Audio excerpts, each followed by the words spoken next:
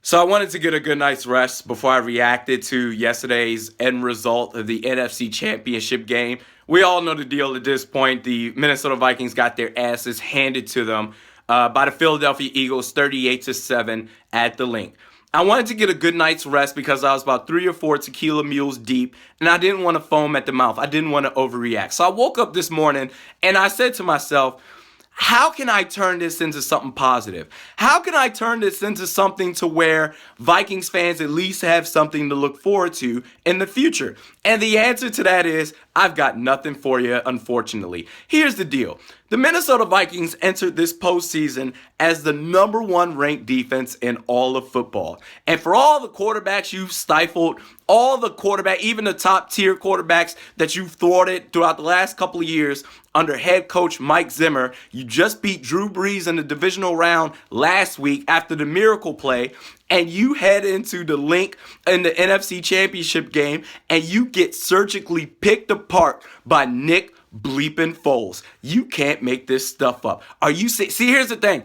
I'm used to playoff meltdowns. I'm used to it happening as a Vikings fan, but usually it's off of a couple of goofy plays, like a missed kick or a blocked punt for a return for a touchdown for the other team. Something stupid. What I saw yesterday, I don't know what that was as far as on the Vikings side. It wasn't an American football product whatsoever. You showed no heart. You showed no resistance. You showed no fight. For all the fans that supported you throughout the years, we all deserve to see your best. And what we saw yesterday was not your best. There were Vikings fans that traveled to Philadelphia. They traveled to Philadelphia. There are videos circulating all across social media as far as Vikings fans being thrown at by Philadelphia fans throwing full cans of beer at Vikings fans wearing jerseys. Some probably took shots to the head, some to the torso. They endured all that. They went through all of that just to see you play.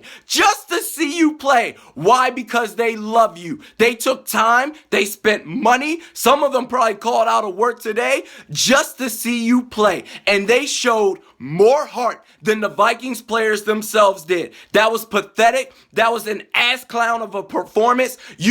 All the blame game goes everywhere outside of Jarrett McKinnon and the receivers. Everybody should just sit there and shut the hell up. And everybody, as far as the Vikings and all the Vikings players that got on social media, like the Vikings are like, oh, this will do better and all this stuff. To add insult into injury, Mackenzie Alexander got on Twitter last night after the game and tweeted out, "The best is yet to come. Skull." Really? That's what you're going to tweet out? Here's a word of advice that I'm going to give to Mackenzie Alexander and any other Vikings player that's thinking about getting on there and tweeting and, oh, we'll be back next year, Vikings fans. Don't stop believing in us. Here's a piece of advice I'm going to give you. Shut up. Shut up. Shut the hell up, okay? You want to win championships?